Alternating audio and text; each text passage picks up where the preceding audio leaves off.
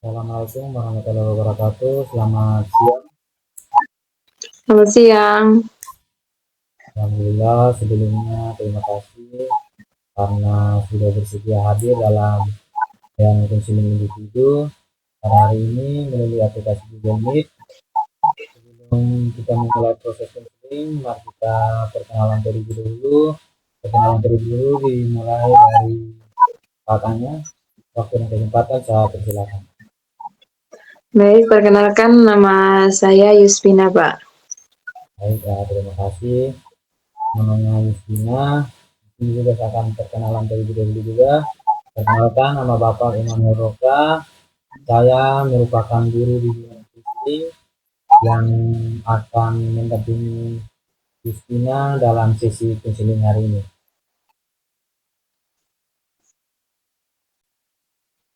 Baik Justina, terima kasih sebelumnya. Kita masuk ke pembahasan utama. Saya ingin menjelaskan beberapa hal yang perlu diketahui dalam proses konseling ini. Pertama, konseling yang kita lakukan hari ini bersifat rahasia. Artinya semua informasi yang Justina sampaikan akan saya jaga kerahasiaannya dan tidak akan disampaikan kepada pihak lain tanpa persetujuan dari Justina, kecuali dalam kondisi tertentu yang berkaitan dengan keselamatan diri. Yang kedua, konseling ini dilakukan berdasarkan asas kesukarelaan. Artinya Justina mengikuti layanan ini atas kemauan sendiri tanpa adanya paksaan dari pihak manapun. Dengan adanya kesukarelaan, proses konseling dapat berjalan dengan efektif karena Justina dapat terlibat secara aktif dalam proses. Ketiga, terdapat asas keterbukaan, yaitu Justina diharapkan dapat menyampaikan pikiran, perasaan, pengalaman, maupun permasalahan yang sedang dihadapi secara jujur dan terbuka. Dengan keterbukaan tersebut, saya dapat memahami kondisi Justina dengan lebih baik sehingga dapat membantu menemukan alternatif solusi yang sesuai. Yang keempat, di sini ada asas kemandirian. Dalam konseling ini saya akan mengambil keputusan untuk Justina, tetapi saya akan membantu Justina memahami diri, mempertimbangkan pilihan yang ada, dan mengambil keputusan secara mandiri serta bertanggung jawab terhadap keputusan tersebut. Apakah penjelasan mengenai evaluasi dapat dipahami? Iya, Pak, saya paham. Baik, selanjutnya saya ingin menjelaskan tujuan dari pertemuan kita hari ini. Tujuan konseling ini adalah membantu Justina memahami permasalahan yang sedang dihadapi, mengevaluasi kondisi yang terjadi saat ini, serta menemukan langkah-langkah yang dapat dilakukan untuk mengatasi permasalahan tersebut. Baik, sesi konseling ini diperkirakan berlangsung sekitar 25-30 menit. Dalam proses nanti saya akan mendengarkan cerita dari Justina, kemudian kita bersama-sama mengevaluasi kondisi yang ada, menyusun rencana tindakan yang dapat dilakukan, dan diakhiri sesi kita akan membuat kesimpulan serta tindak lanjut yang diperlukan. Sebelum kita memulai, saya ingin bertanya terlebih dahulu, apakah Justina pernah mengikuti layanan konseling sebelumnya atau merupakan pengalaman pertama mengikuti konseling pada hari ini? Ini saya pernah mendengar tentang konseling, Pak, tetapi belum pernah mengikuti proses konseling secara langsung. Baik, terima kasih atas informasinya. Tidak perlu merasa khawatir atau tegang karena dalam sesi ini tidak ada jawaban yang benar atau salah. Saya hanya ingin memahami kondisi yang sedang Justina alami sehingga memahami kondisi yang sedang Justina alami, kita dapat mencari solusi yang tepat bersama-sama. Apakah Justina bersedia mengikuti proses konseling ini sampai selesai? Bersedia, Pak. Baik, terima kasih atas kesediaannya. Ya, demikian kita akan mulai sesi konseling hari ini. Baik, Justina, sekarang saya ingin mendengarkan apa yang sedang kamu alami, apa yang membuat kamu memutuskan untuk mengikuti konseling hari ini. Iya, Pak. Akhir-akhir ini tuh saya merasa kesulitan dalam menghadapi semester ini, terus banyaknya tugas yang dikumpulin, terus kejar deadline juga. Jadi beberapa mata kuliah tuh saya takut nilainya turun, Pak. Terima kasih sudah mau berbagi. Kira-kira sejak kapan kamu mulai merasakan kesulitan tersebut? Ini sekitar semester ini, Pak. Awalnya tuh saya masih bisa mengikuti kuliah dengan baik. Terus lama-kelamaan saya merasa kayak malas belajar dan sulit membagi waktu antara banyaknya tugas yang ada. Jadi merasa kesulitan untuk mengerjakannya, Pak. Ketika kamu mengatakan sulit membagi waktu, kegiatan apa yang biasanya paling banyak menghabiskan waktumu?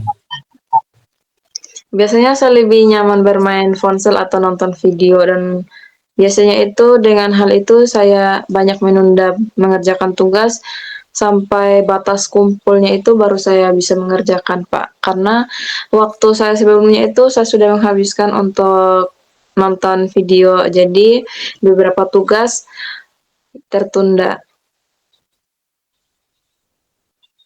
Jadi tujuan yang ingin kamu capai adalah menjadi lebih disiplin dan kuliah dan mengingatkan prestasi akademiknya. Iya, Pak, betul. Sekarang mari kita lihat apa yang sedang kamu lakukan saat ini. Biasanya setelah kuliah selesai, apa yang kamu kerjakan? Biasanya saya istirahat sebentar, terus main HP, kadang tidur juga, Pak. Terus sorenya tuh bangun gitu. Bagaimana dengan tugas kuliah yang diberikan dosen Biasanya sekarang? saya sering menunggu, Pak, sampai batas waktu kumpul itu baru saya mulai bergerak untuk kerja. Jika tugas mulai menumpuk, apa yang kamu rasakan?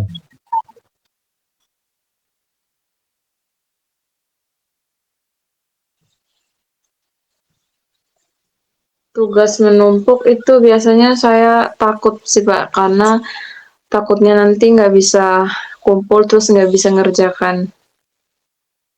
Lalu, apa yang biasanya kamu lakukan ketika merasa stres?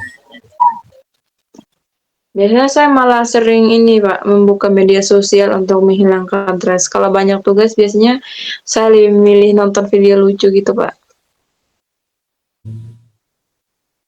Baik, jadi saat ini kebiasaan yang terjadi adalah petugas menggunakan media sosial yang cukup lama. Kemudian tugas menjadi menumpuk dan akhirnya membuatmu semakin stres. Apakah seperti itu? Iya, Pak, benar sekali. Sekarang saya ingin mengajak kamu mengevaluasi kondisi tersebut. Menurutmu, apakah kebiasaan menunda tugas membantu mencapai tujuanmu untuk mendapatkan nilai yang lebih baik? Tidak, Pak. Apakah penggunaan media sosial yang berlebihan membuat kamu menjadi lebih disiplin dalam kuliah? Tidak juga, Pak. Kalau begitu, apakah perilaku yang kamu lakukan sekarang sudah sesuai dengan tujuan yang kamu inginkan? Belum, Pak, bahkan tidak sesuai sama sekali. Apakah dampak yang sudah kamu rasakan dari perilaku tersebut? Biasanya tuh nilai saya turun, terus tugas saya kumpul tugasnya itu sering terlambat dan jadinya tuh kurang percaya diri dalam mengikuti perkuliahan dalam sehari-hari gitu, Pak, dalam belajar dalam kelas. Karena pada dasarnya sebelumnya karena tidak ada persiapan, karena tidak ada belajar, jadi ya itu menjadi kurangnya kepercayaan diri saya Pak untuk ikut perkuliahan. Jika kondisi ini terus berlangsung sampai semester berikutnya, menurutmu apa yang mungkin terjadi?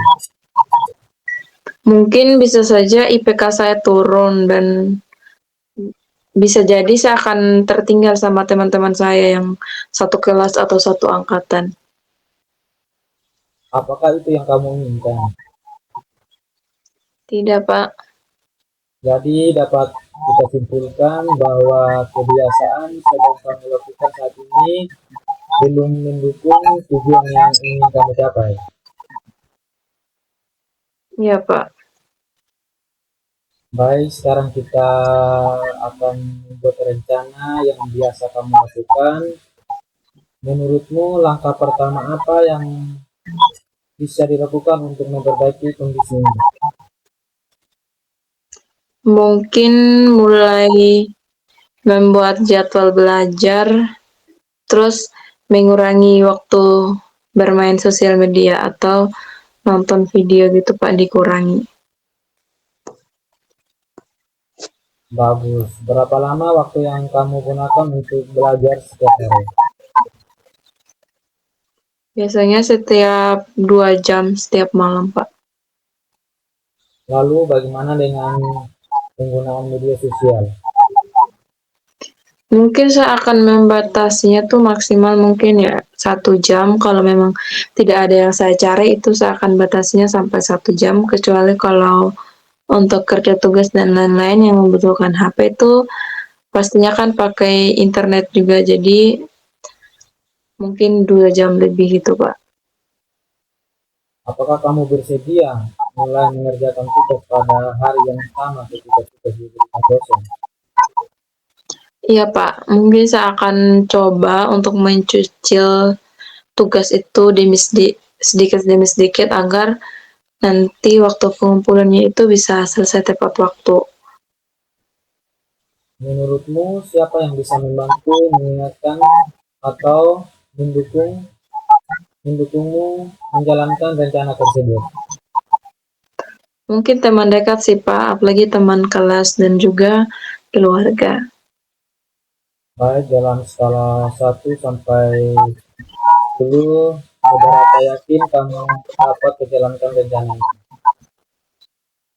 ini? 8 Pak. Apa yang membuatmu yakin pada angka 8? Karena saya ingin memperbaiki nilai dan tidak ingin mengecewakan orang tua sih Pak. Baik, terima kasih atas masukannya tadi Justina. Di sini dari pembicaraan kita tadi saya melihat bahwa sebenarnya kamu sudah memahami masalah yang sedang kamu hadapi. Kamu juga sudah menyadari bahwa kebiasaan menunda tugas dan terlalu banyak menggunakan media sosial menjadi salah satu penyebab menurunnya prestasi akademikmu. Sekarang yang terpenting adalah bagaimana kamu mulai mengambil langkah untuk mengubah kebiasaan tersebut. Menurutmu langkah pertama apa yang bisa kamu lakukan? Mungkin seperti yang sudah sampaikan tadi tuh, saya ingin belajar untuk membuat jadwal belajar dengan baik dan mengurangi waktu bermain media sosial, Pak. Itu langkah yang sangat baik menurut Bapak. Saya membuat jadwal dapat membantu kamu lebih terarah dalam mengatur waktu. Selama ini kamu mengatakan bahwa sering merasa bingung harus memulai dari mana ketika tugas mulai menumpuk. Dengan adanya jadwal, kamu bisa menghitung kapan waktu untuk belajar, mengerjakan tugas, beristirahat, dan menggunakan media sosial. Berapa lama waktu yang akan kamu gunakan untuk belajar setiap hari? Mungkin 1 jam setengah mungkin Pak, sampai 2 jam. Baik, menurut Bapak itu cukup realistis. Yang penting bukan hanya lamanya belajar, tetapi konsistennya belajar 2 jam setiap hari akan jauh lebih efektif dibandingkan belajar selamanya ketika tugas sudah mendekati batas pengumpulannya. Apakah kamu setuju? Iya Pak, saya setuju. Nah, lalu bagaimana dengan penggunaan media sosial? Mungkin saya akan membatasi sih Pak, maksimal 2 jam sehari, bisa jadi gitu. Bagus, menurut Bapak itu merupakan keputusan yang cukup baik. Namun Bapak ingin ajak kamu berpikir lebih jauh ketika nanti muncul keinginan untuk membuka media sosial lebih lama dari yang sudah direncanakan. Apa yang kamu lakukan agar tetap bisa mengendalikan diri? Mungkin saya akan mencoba menyimpan HP sih Pak ketika belajar. Biasanya tuh kalau HP di dekatnya kita itu membuat kita terganggu dalam belajar. Jadi saya akan menyimpannya dulu terus lanjut belajar. Itu ide bagus yang kamu itu ide bagus. Kamu juga bisa memastikan notifikasi sementara atau meletakkan HP di tempat yang tidak mudah dijangkau saat belajar. Dan begitu fokusmu tidak mudah teralihkan. Kadang yang membuat seseorang sulit belajar bukan karena tidak mampu, tetapi karena terlalu banyak gangguan yang mengalihkan perhatiannya. Iya sih Pak, saya sering terganggu karena notifikasi. Terus kalau ada notif yang masuk di HP itu yang membuat saya kadang lanjut main HP terus lupakan kerja tugas. Baik, apakah kamu bersedia mulai mengerjakan tugas pada hari yang sama ketika sudah diberikan dosen? Iya Pak, saya akan coba untuk cicil tugas tuh di hari yang sama, terus nantinya bisa selesai tepat waktu dan tidak tertunda. Baik, saya sangat mendukung rencana tersebut. Banyak mahasiswa mengalami stres bukan karena tugasnya terlalu banyak, tapi karena semua harus dikerjakan pada waktu yang bersamaan. Menjelang waktu, jika kamu mulai mencicil tugas sejak awal, maka beban yang kamu rasakan akan jauh lebih ringan. Selain itu, kualitas tugas yang kamu kerjakan juga bisa menjadi lebih baik karena dilakukan secara terburu-buru. Benar Pak. Ini saya tuh biasanya sering merasa panik ketika tugas sudah mendekati batas pengumpulan, apalagi kalau sudah dekat sekali, terus tugasnya belum selesai, itu panik sih Pak. Baik, menurutmu siapa yang bisa membantu mengingatkan atau mendukungmu menjalankan rencana tersebut? Mungkin teman dekat sih Pak, apalagi teman kelas, terus yang teman jurusan juga, dan mungkin keluarga, bisa jadi gitu. Baik, Bapak, saya akan berusaha menjalankan. Baik, Justina, saya senang mendengarkan komitmen tersebut. Saya berharap pada pertemuan berikutnya kamu menceritakan perkembangan yang sudah kamu capai. Ingat bahwa kamu berhasil tidak ditentukan oleh seberapa cepat kamu berubah, tetapi oleh seberapa konsisten kamu menjalankan perubahan tersebut. Tetap konsisten, tetap konsisten kamu menjalankan perubahan tersebut. Semangat dan percaya kepada kemampuan dirimu, dan jangan ragu untuk mencari bantuan ketika mengalami kesulitan. Terima kasih Pak sarannya, motivasinya, dan bantuannya juga. Sama-sama, yuk. Pastinya saya menghargai keterbukaan dan usaha yang sudah kamu tunjukkan selama sesi konseling hari ini. Semoga rencana yang telah dibuatkan dapat berjalan dengan baik dan membantu kamu mencapai tujuan akademik yang dihadapi sampai bertemu pada sesi berikutnya.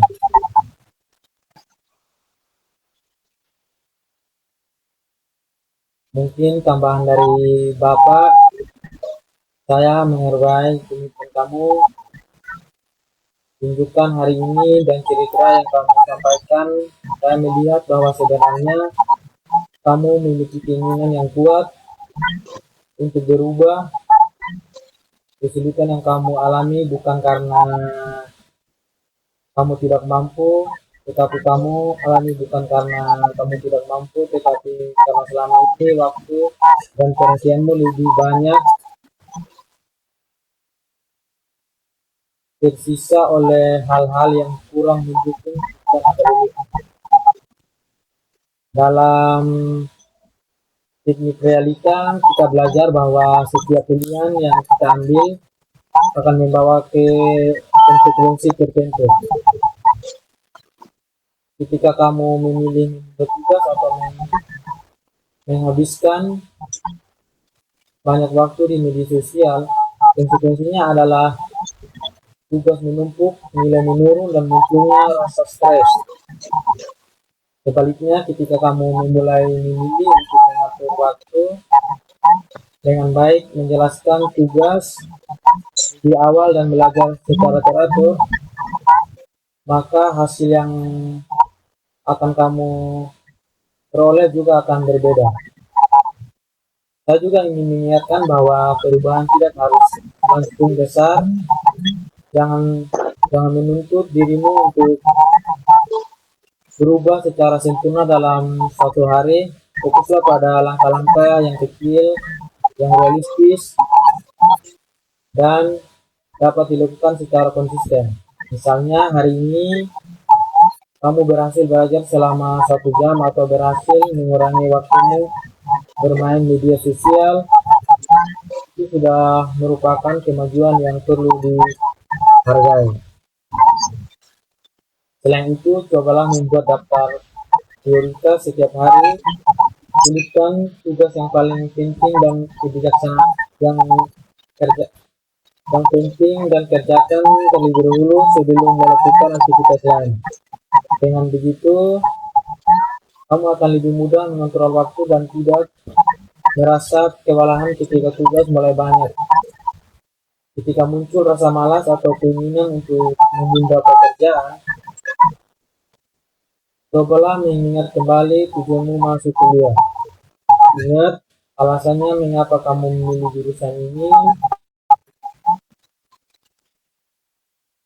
harapan yang ingin kamu capai, serta harapan orang tua yang selalu mendukung pendidikanmu.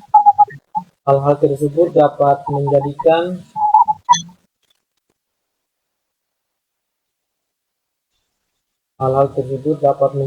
sumber motivasi ketika semangatmu mulai menurun.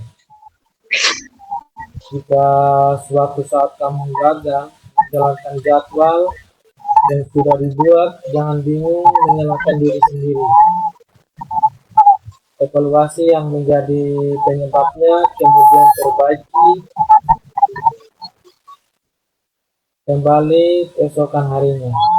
Yang penting adalah tetap berusaha dan tidak menyerah pada keadaan. Saya percaya bahwa kamu memiliki kemampuan untuk memperbaiki situasi ini. Dari proses konseling hari ini, saya melihat bahwa kamu sudah mampu mengenal masalah yang sedang dihadapi, memahami dampaknya, dan mulai menyusun langkah-langkah untuk mengatasinya. Itu merupakan tanda bahwa kamu memiliki potensi untuk berkembang menjadi pribadi yang lebih disiplin dan bertanggung jawab.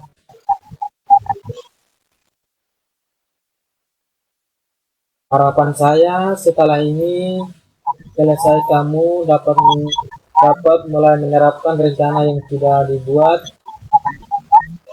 Tidak perlu menunggu hari Senin atau menunggu waktu yang dianggap tepat. Mulailah dari hari ini dengan satu tindakan yang kecil dan mendukung tujuanmu. Semakin konsisten kamu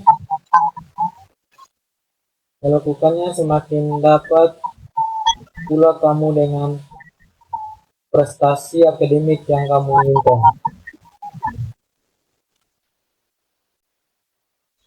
Sebelum kita mengakhiri sesi konseling ini, dapat menambahkan tahap penutupan.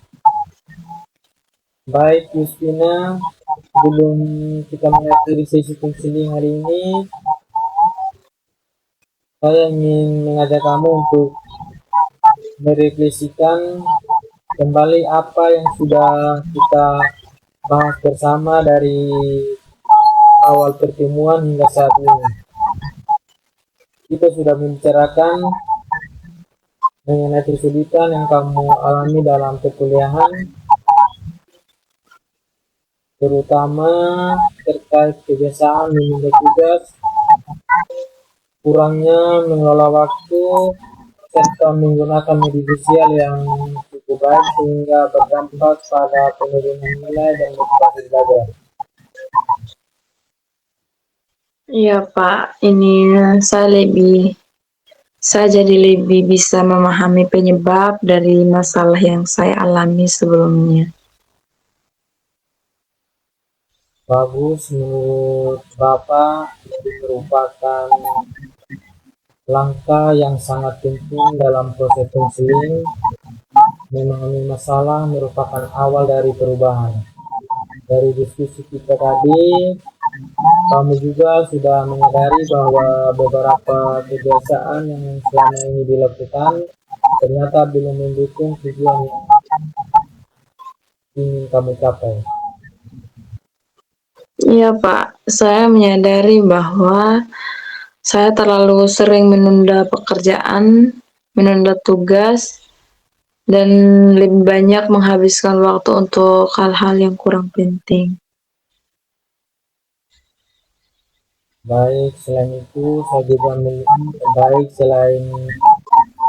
Bapak juga melihat bahwa kamu memiliki buat untuk berubah. Kamu ingin menjadi lebih disiplin, lebih bertanggung jawab terhadap tugas kuliah, dan meningkatkan prestasi akademiknya. Itu adalah tujuan yang baik dan realistis untuk dicapai. Ya Pak, saya memang ingin memperbaiki diri. Baik, Justina, terima kasih atas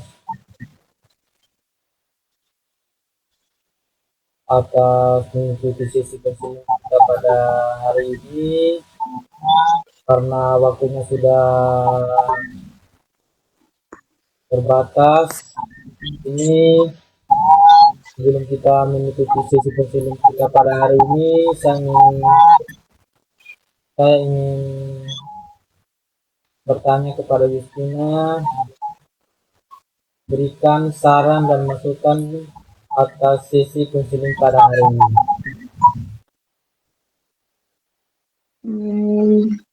Baik Pak, mungkin dari saya untuk sarannya mungkin bisa menanyakan hal-hal yang bukan lebih spesifik tapi yang lebih masuk lagi sehingga bisa mengetahui secara pasti bagaimana masalah klien gitu sih Pak. Baik, terima kasih Justina. Semoga dengan saran tersebut menjalankan aktivitasnya sehari-hari. Mungkin sesi konseling kita pada hari ini sampai di sini. Sampai jumpa di minggu depan. Assalamualaikum Baik, warahmatullahi wabarakatuh. Waalaikumsalam. Makasih Pak. Ya.